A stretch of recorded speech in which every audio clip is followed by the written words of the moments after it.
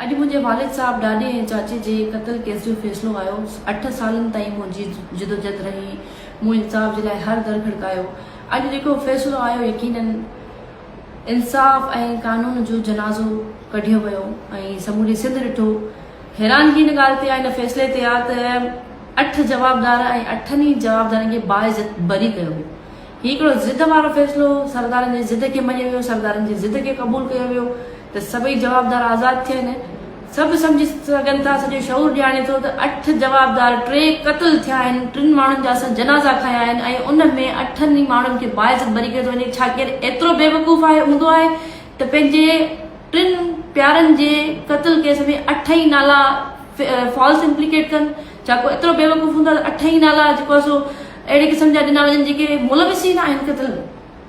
अॼु बि सरदार शिकस्त खाई चुका आहिनि। हिन महिल बि असां हिननि जी सरदारी ते, हिननि जी पग ते लानत कयूं था। असांजा हौसला बुलंद आहिनि।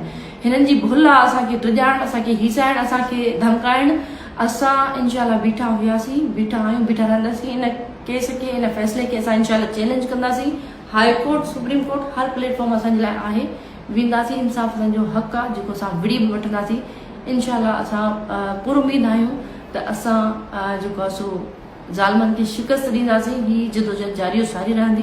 तव्हां सभिनीनि खे बि अपील कयां थी पुरअमन रहो ऐं यकीनन हीउ मायूस कुन फ़ैसिलो आहे, पर असां मायूस न आहियूं। इंशाल्लाह असांजा हौसला बुलंद रहंदा।